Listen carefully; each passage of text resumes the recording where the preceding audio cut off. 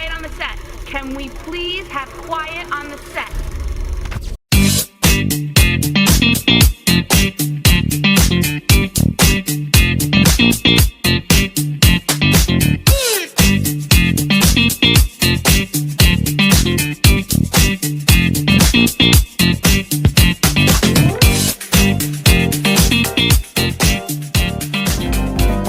It stinks.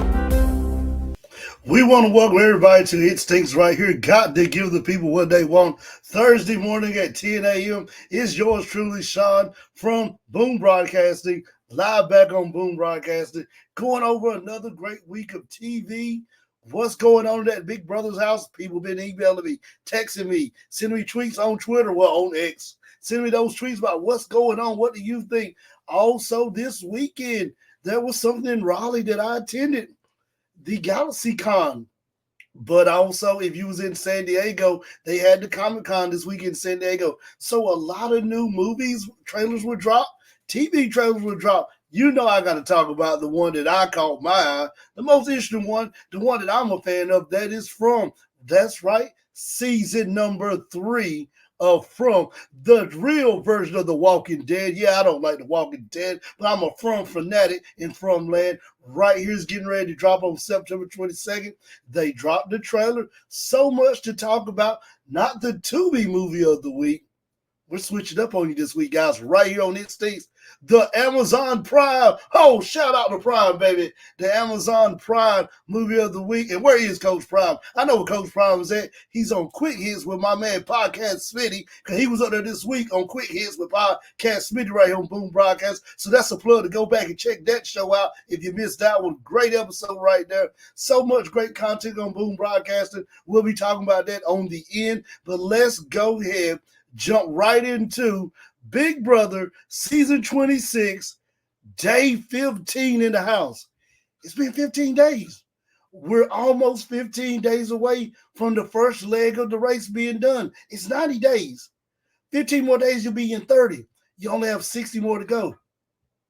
Who's playing survival? Who's playing cat and mouse? Who's hiding under the couch? Who's hiding in the shower? Who's hiding in the bedroom? Who's hiding in the pantry? They're just doing everything right now on Big Brother. And I keep telling everybody, if you're not going to the Paramount Plus app, if you're not going to the Pluto TV app to watch the live feeds, you, my friends, listen to me, you're selling yourself short. You're not being a fan of the show. The fees this year is where it's at. The fees are just giving you all the stuff that you know is not going to make TV. And to me, that's what made Big Brother better this year. Last year, the fees kind of picked it up. The year that Tiffany was up there, I think that was 24, 23. Got to go back, do the research when Tiffany was up there. The fees got going. But the year when Nick was on the fees, last year when the fees were going, they just got better. And this year, I really think CBS told the Big Brother house guests, just be yourself.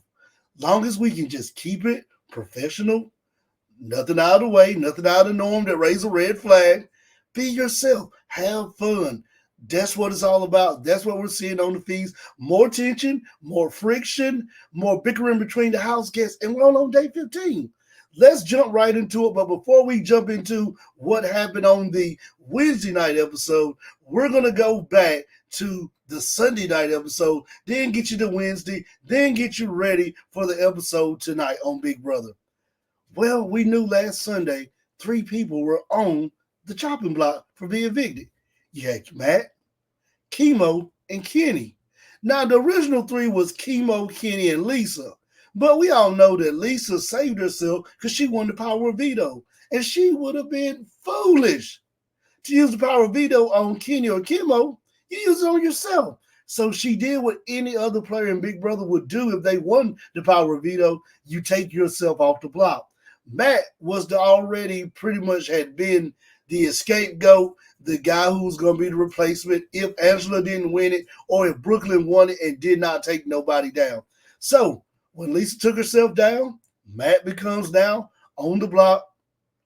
And one thing I like about Big Brother now with the 3 people on the block is because even if you get put up at the last minute, every season, if somebody takes themselves off and you put somebody up, that person does not have a chance to save themselves because we already played the power of veto game. Now Big Brother has introduced the AI arena that gives you one more chance. Where's Big at when I need it right now? Biggie, where you at? Give me one more chance. Give me one more chance, Big Brother. Hey, I got a little skills on the mic. But they give you one more chance to save yourself right here in the AI arena. So we go to the AI arena with Matt, Chemo, and Kenny. And leading up to the AI arena, Angela really wanted Kenny to go play the game, knock it out the park, win, take yourself off the block because we don't want nothing to happen where you be the person to get evicted. Because now I kind of want you to hang around because I see something I can work with you. I see something we can build.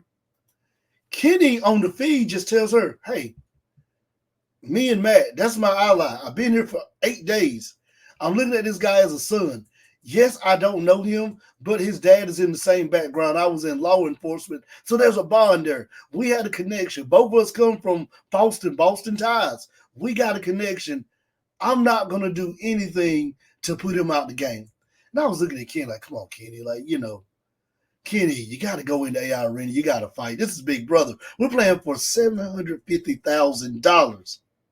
$750,000 to be in a house for 90 days. You sign up to win the game. In the famous words of Coach Hammer Edwards, you play the game to win. That's what you do. So I was looking at Ken like, what are you doing, dude? Like, are you throwing the towel in? Are you conceding? Are you throwing the white flag? Or are you using a different game strategy that we haven't seen before? Go into the AI arena. All three of them played very good, had a matching game. You had to count how many of the house guests were in the different photos, which house guests had the most photos, which it was Queen who had the most house photos in that game. And out of nowhere, the guy that everybody had counted out, the guy who they said, you're just a pawn, you're not going home. But we always say on Big Brother, pawns go home. Everybody had rallied behind him, and they told Chemo, if you don't know Chemo, well, I just gave it right there. They told Chemo, go into the game, play the best, take yourself off the block, put your faith in your own hands. Don't trust us with the vote. Don't trust that we're going to vote with the house way. Take your own faith in your hands, get off the block. That's what Chemo done. He got off the block. So now you got Matt and you got Kenny, two guys who pretty much had already made a final two agreement on day one that, hey, we got something in common. Well, there goes final two because now we're both on the block and one of us going on. It ends up that Matt goes home with a vote of 8-3. And I was a little skeptical about that because the way the vote started off, Kenny was leading, then they came and stormed in for Matt. And with Matt leaving, it kind of was like Angela did exactly what she wanted to do with that HOH. She took out to her the biggest target. Now, I'll say it again. I said it last week, and I'll say it again on this episode.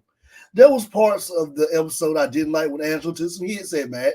At the end of the day, Angela, you're older than Matt. Yes, Matt did take a jab at you when y'all had your HOH meeting, and he told you, I'm going to win veto. If you put me on the block, I'm going to win veto, take myself off, win HOH next week, put you on the block, and I guarantee you'll be going out of the house. Now, if you're Matt, but Matt's young, he's cocky, he's watched the show, he's a big fan of the show.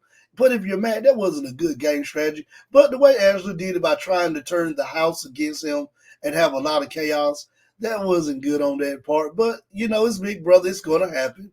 So Matt goes home. So now he's the first person evicted. Great interview with Julie Shawn on the CBS app. Great interview he had with her. Go back and watch it. Encourage everybody to go back and watch it. He talked about his time in the house, talked about being the first one evicted, talked about how he was a big fan of the show. His mother's a big fan of the show. So you really hate to see those type of people leave.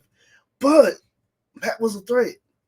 And sometimes when you come into Big Brother, that first week is the hardest week because nobody knows nobody's strengths or weaknesses. And you're watching who plays what and who plays how in HOH games. And if you're looking at Matt, who looks very athletic, you're saying this is a guy that when we start getting into witching hours and crunch time, he can start winning some comps. We saw that with Jag and Matt last season. Jag and Matt right there in those last weeks of Big Brother started winning comps. We saw it with my favorite player, Matt. I'd rather Die standing up to live on my knees the rest of my life. One of my favorite players, Big Brother. He knew exactly what comp to win. We saw that with Cameron last year on Big Brother. He was able to win the comp, so he got voted out. So that's why Angela wanted to take a hit at Matt, because he was a threat. He had an athletic look to look like he could win some serious comps. So now we progress on into Sunday to the second part of the episode where we got to crown a new HOH. And I watched this one right here, and I didn't see this one coming. Spoiler alert, if you have not watched the Sunday episode, please hit pause right now, go watch it, come right back, and we'll be able to talk about it. I saw this one coming. Chelsea won HOH. Nobody saw it coming. I didn't see it coming. Big Brother didn't see it coming. But it's those type of games. And I tell everybody, if you're playing in Big Brother in real life, those memory games are the ones, they're like the gimme HOHs. All you got to do is just try to remember more than the next player to keep progressing on in the game till you finally win HOH. Chelsea won it. Talk about a comeback from her. Went from being a mascot last week to now the head of household. And it was real funny because when she won the head of household, Sandra went to go give her a hug, who was her BB mascot last week. She gave him a hug, but she beeline straight at us like, give me that key. And I think that's where we're going to start right there with the Instincts episode now. Because Angela week 1, HOH, it was chaos. And what did I say last week? Some people know how to get power and know how to handle it. Those are the ones we see who go on either have deep runs or win a Big Brother. The Jags, the Matt who was in Final 2 last year, the Camerons who had a deep run, my man Mike that won it all the way when the season, 3 seasons ago, Tamar Braxton who won Celebrity Big Brother because she just laid low and waited to the right time to win the right HOH. Tom Green, Celebrity Big Brother, knew when to win at the right time. And you can have that power like Angela, and then you can have what we saw with Angela, what we saw last season with Frenchie. When Frenchie won it, the first week, he just spiraled out of control. I'm the HOH. I'm in charge. Nobody can tell me what to do. I'm going to play my game. You're going to play my game. And we saw that with Angela. This week, I think with Chelsea, we see more balance. We haven't seen her do, and I'm going to use the Cobra Kai analogy, strike first, strike hard, no mercy. We haven't seen that. We've seen her be very methodical with her strategy, who she's taught with. And if you're in Big Brother, you're the HOH, yes, you're in control that week. But in the back of your mind, you got to remember, I cannot play HOH next week. I don't need to make nobody upset that will now make it where I cannot be on the block because I can't defend myself, so I can't play an HOH. If I make everybody mad, I can be on the block. Now I got to play veto. If I don't win veto, I'm out the door. So you got to think that way. That's what we're seeing with Chelsea. So as Chelsea has a great HOH, I think this is a good start to kind of cooling Angela down. She has to make a decision. And during this time when I'm watching the episode, she's playing smart. She's just thinking things through. And that's the key to Big Brother. Just think things out. Don't go in gun-ho thinking, I got to strike right now while the fire's hot. Maybe it's not time to strike for that big name player. Maybe you don't need that blood on your hands. Maybe build up, build a strong alliance, then strike week 3, week 4, week 5 to take that big name player out. Chelsea puts 3 people on the block. One I didn't see coming. One I thought definitely was going to go up there. Her and Tucker did have a conversation. Tucker told her how he really wants Lisa out of the house.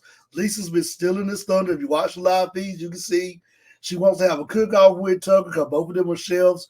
Episode 1, when Tucker introduces himself, tells them he's a chef, she breaks right there in the middle of the introduction. First time we saw that. Nobody's never done that on episode 1. They give everybody a chance to go around, tell a little background story of who we are, where we come from, and what we do for our daily living to make a basic income. As soon as Tucker said he was a chef, Lisa just jumps up and says, I'm a chef. We're going to be having a chef cook out of the house. So, all that stuff's been in the back of his head.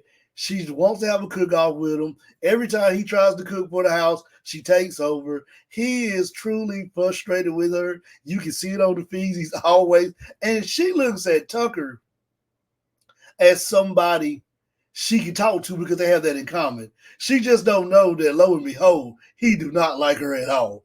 So I knew Lisa was going to go over there because he asked Chelsea, please put her on the block. Well, Lisa was on the block last week. She won veto, got off. So now can she win veto to get off? We're going to talk about it in this episode now when we get there. The next person on the block was the person I didn't see coming. I'm going to put him in the middle. I really thought my man Kenny was going to coast this week. He had just got over emotional week one. He was going through a lot. On the feeds, every morning he gets up for everybody, has a pot of coffee, and he just goes in that camera in the kitchen and he just pours his heart out and do a morning monologue for all of us watching about how things are going in the house, how's it taking a toll on them, how things are going with the other house guests, who's doing what, who's making plans, who didn't clean up. You get all this great information from Kenny. So I was like, this is Kenny week now to kind of just fly under the radar, get through week 2, come back week 3, win HOH next Sunday.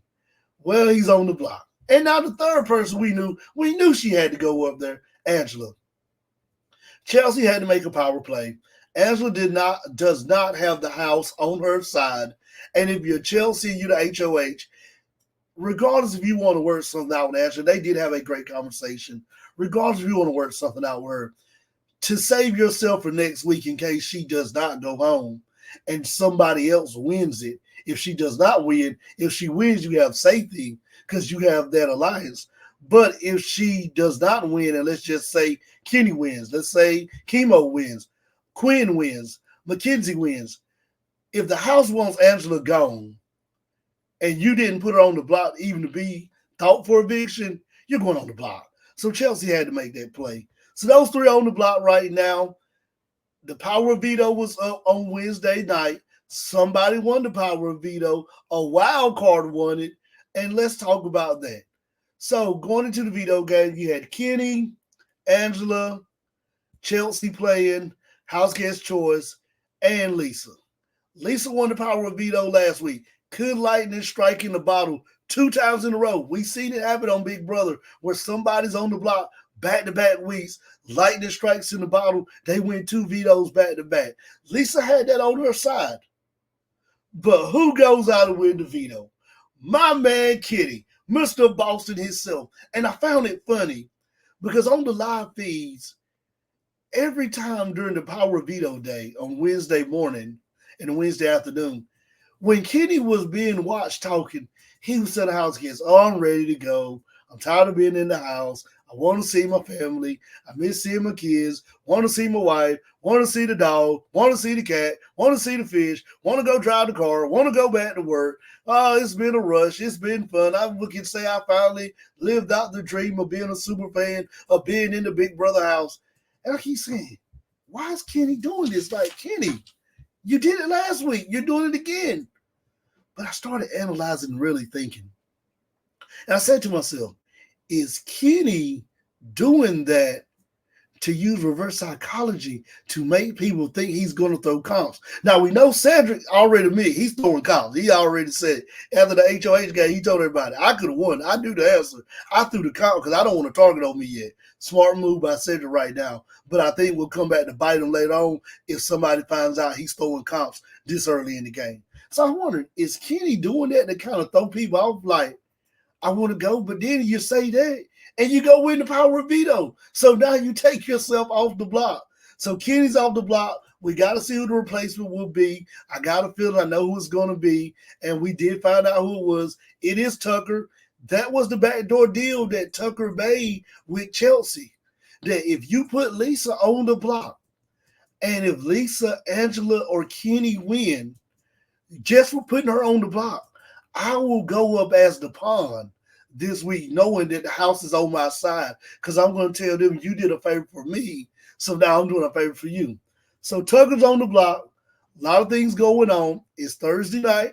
We're getting close. We still got the AI game. So between Tucker, Lisa, and Angela, one of them can win the AI game and take themselves off the block, and then we'll find out who will be getting evicted on Sunday night and get ready to see who will be the next HOH on Sunday night.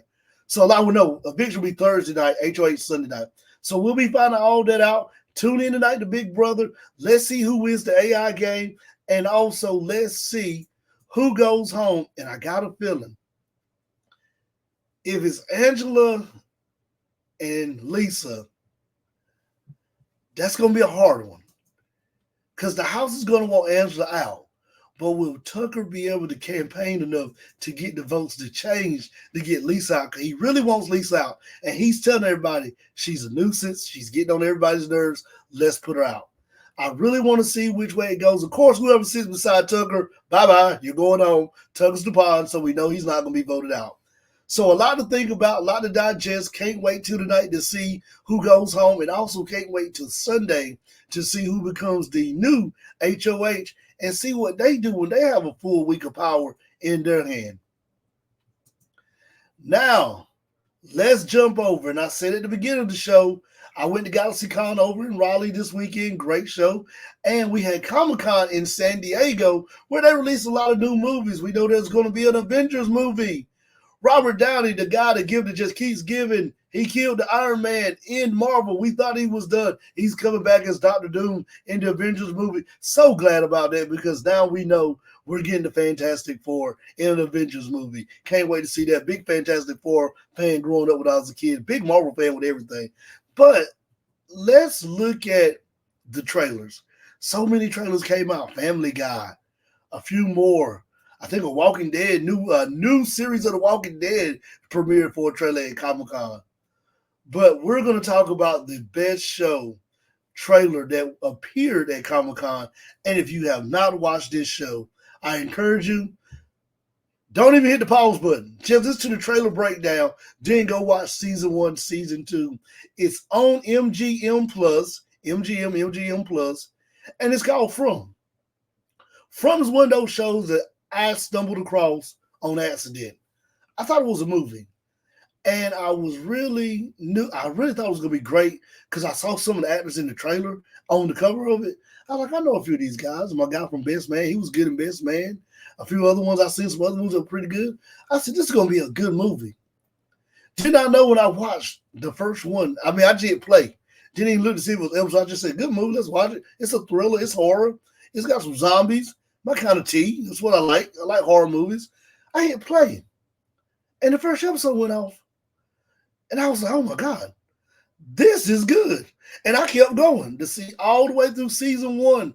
Then when season 2 came, picked right back up, watched all the way through, turned so many people on it at my job all around to watch From. So go watch it if you haven't watched it. But let's look at this trailer. And let's talk about it. And if you've been to From Land like me, that's what all us From people that watch it, we say we've been to From Land. If you've been to From Land, you will definitely understand this. If you have not, I said watch it, then go back and watch season 1, season 2, scratch that, hit pause on the pause button, go watch From, then come back. Let's try that again. Hit pause on the pause button. We got a remote now. Hit pause on the pause button, go back, watch season 1, season 2, come back, let's talk about this trailer. We open up where we left off at in season 2. Tabitha looking out the hospital window. So she got out. She got with Victor. Victor told her about the trees that lead to anywhere in Fromland. He said, this tree will get you to the lighthouse. Get to the lighthouse and you'll find the answer of the missing children. Because she was going on a journey of trying to find out who these children were because she was seeing the same children that Victor saw, the little boy in white. The little girl in white. She was seeing those same children, and she was hearing that a cooey sound that Jace was hearing from the children.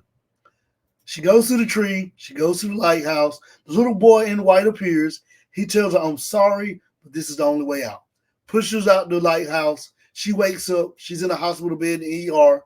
They told her they found her hiking on a hiking trail on the mountainside, and somebody called 911 and rushed her to the ER. That's where we end. This is where we pick up. We pick up there, her looking out the window. Then the screen blurs, and we goes to our favorite character on From, my man, Sheriff Boyd. Sheriff Boy runs that town, and I mean, he keeps everybody in line. He is the main character of the show. He's the one that everybody of that is a fan of the show is really invested in because he's the one that's been trying to keep everything together. He's been the glue of the town. When bickering's going on amongst the town folks, putting and working it out, he's been that guy.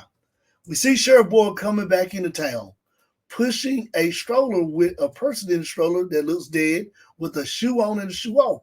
We don't know who the person is. We'll give some clues at the end of who we think it may be.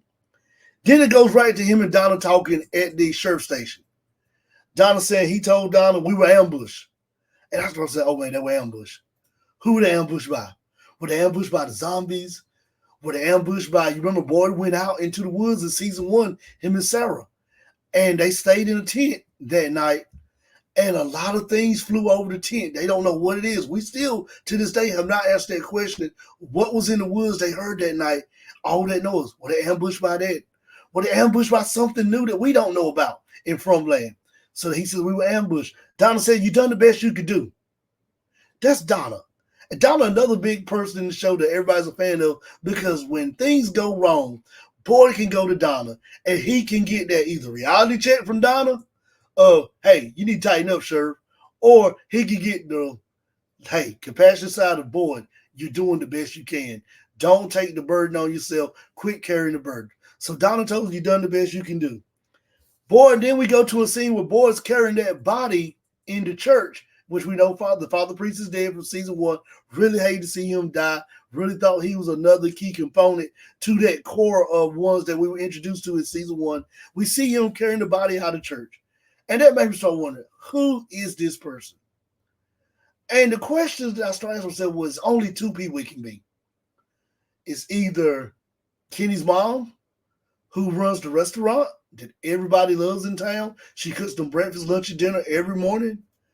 Or it's either the nurse, who I hope is not, because she's been a big part of her and Boyd finding more deep intel on these night creatures that come out at night. When Boyd killed one in season 2, they did the autopsy and found out what's inside of them. And she's been a big factor of helping keep everybody together when they come there, they're traumatized. So I hope it's not her. Hate to see Kenny mom die. If it is her, hate to see her die too, because she's kind of been one of those season 1 characters that you just fall in love with, because she does her job, feeding the town. That's her job, to feed the town every morning for breakfast, lunch, and dinner. So as we go on to that, it fades off to Victor on the front porch of Colony House. And right here's when I said, uh-oh, I paused it right there. I looked at Victor's face. He looks lost. Most time Victor looks lost, but you don't even see his lunch pail. And I said, something's going on, because he does not go nowhere without that lunchbox. I said lunch pail, because that's what he calls it in the show. But his old school 1980 lunchbox that we had back when I was in school, you do not see that on him. And maybe it's because it's behind him. Maybe because he just went outside for a breath of fresh air, living in the house. But he looks lost. Then you see Kenny destroy the radio in the restaurant that comes on every afternoon. You know, he just plays, we got to get out of this place. At the most random times, it just pops on playing, we got to get out of this place. He destroys it. That further gave me confidence that Kenny mom dies. That's the one that's dead during the ambush. Because, you know, I said, if the nurse died, and I can't call her name right now, if she died, Kenny would be upset, but not that upset, because her girlfriend just got trapped in Fromland in season 2, and she revealed to Kenny that they were in a relationship. She was going to visit her. She got trapped in Fromland. She went looking for her season 2. Now she's trapped in Fromland. So I feel like that's why it had to be Kenny's mom, the one who's dead. So then we go back. Jay's still hallucinating. That's been his whole thing throughout season 1, season 2. He sees all these weird hallucinations. He hears the children yelling a cooey. He sees the children. He sees different things. I think he saw some people from the War of 1812 in season 1. Last season, he saw some other stuff. He sees a guy drinking with a skull that's missing an eye. And I think we've seen this guy before in season 2. I really think we saw this guy in season 2 when Boyd went to the well and ended up being in the tunnel where Marvin was at, when Marvin gave Boyd the worms, just now your blood is my blood when he did that big scene. I think we saw this guy somewhere in there. So I want to go back and do a little more research on where we seen this guy at. So after we go from there, children still running around, they're still showing little boy in white, still showing the other children that people see sporadically out the episode. Then Jim looks at Boyd and said, things are getting worse. And I started saying, okay, now we're going to have, now comes the part when you see episode 3, 4, and 5, where it starts going south. So as we go through that, you see Boyd starts explaining to everybody that we can do this, we can make it, we got to work together, we got to stick together. All of this stuff is going on. You then go and find out that Tabitha goes find somebody. She goes to talk to a Catholic priest and explains to him what she's been through. Nobody wants to believe her. Then she goes and finds this person who tells her, I know why you're here. And I forgot the actor's name, played NCIS. He tells her, I know why you're here. She goes in the basement. You see all these drawings that Victor has drawn in season 1, season 2. The little boys and little girls holding hands.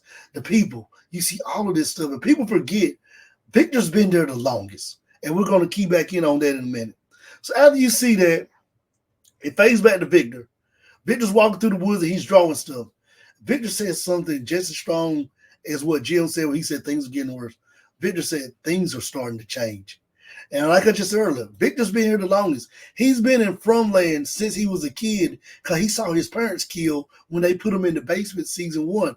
Now, his sister ran out and got away.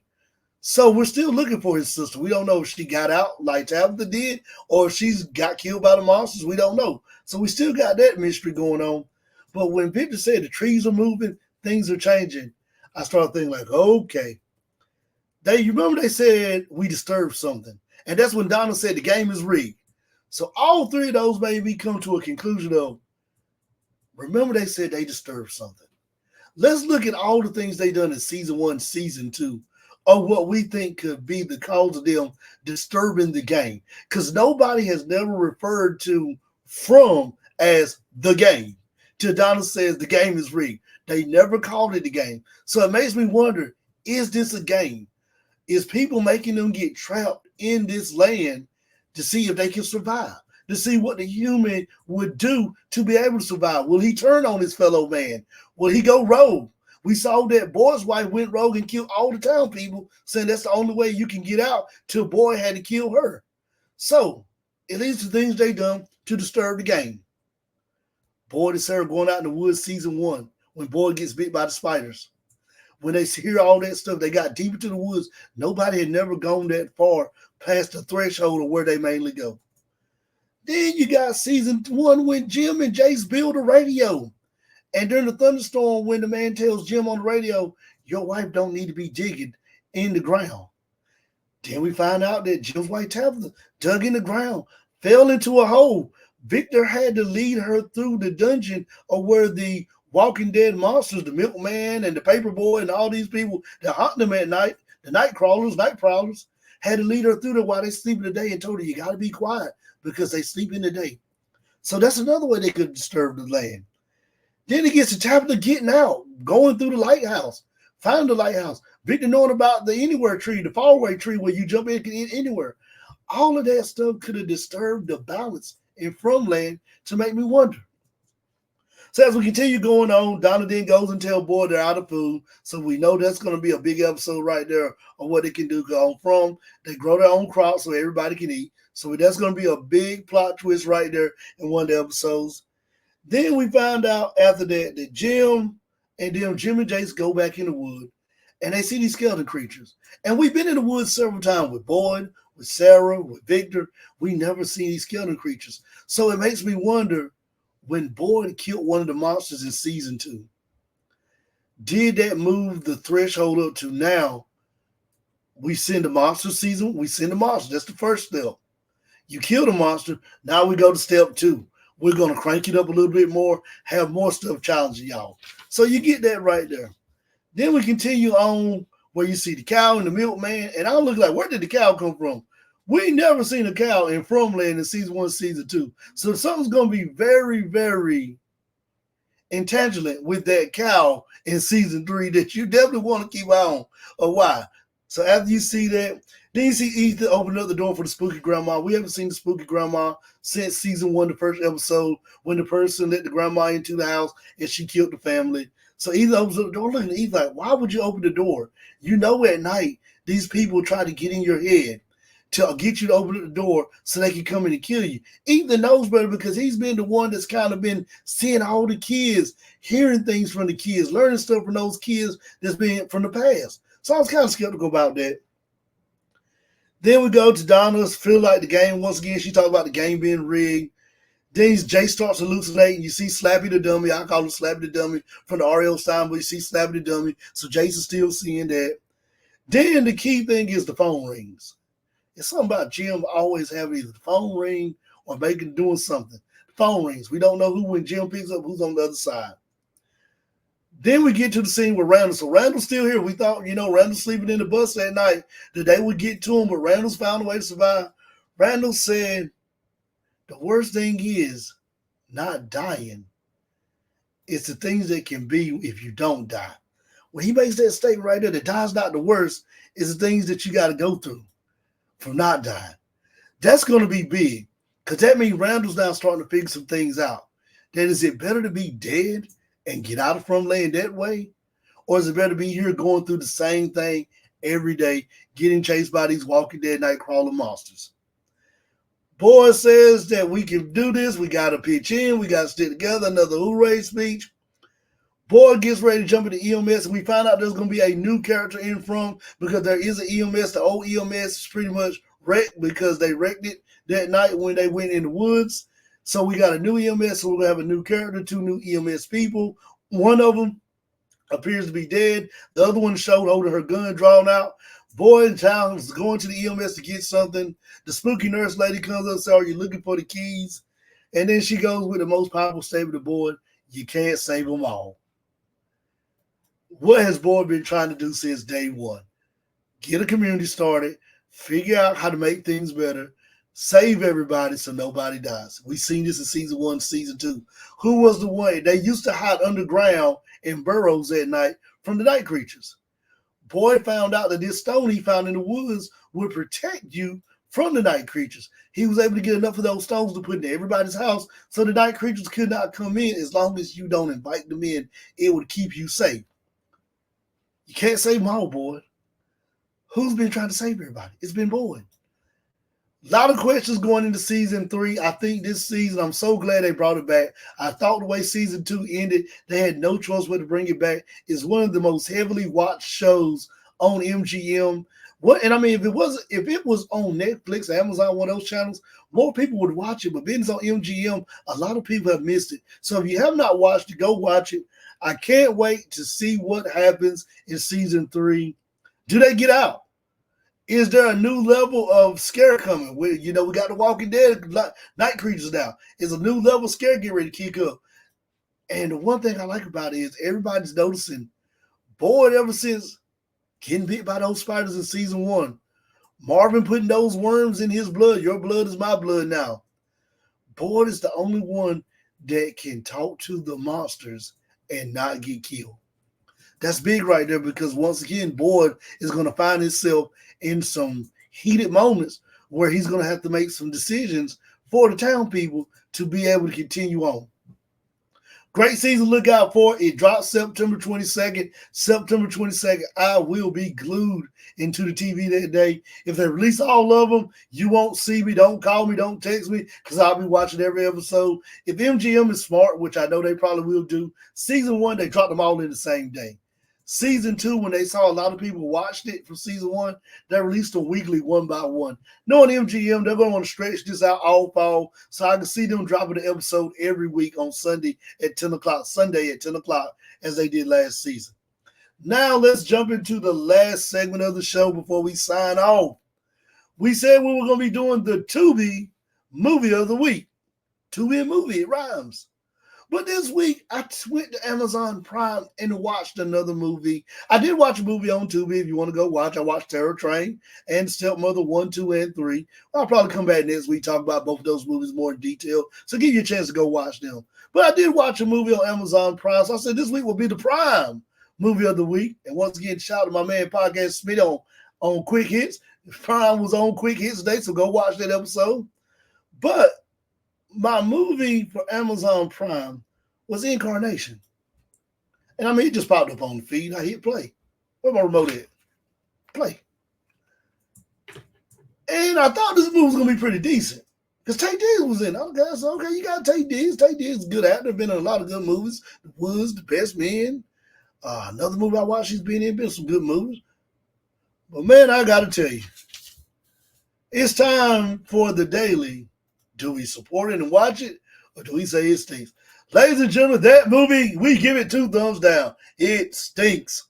I could not believe it. I thought because Tay Diggs were in it, it would be good. It starts off, it just jumps. Scene 1, scene 2, scene 3, scene 4.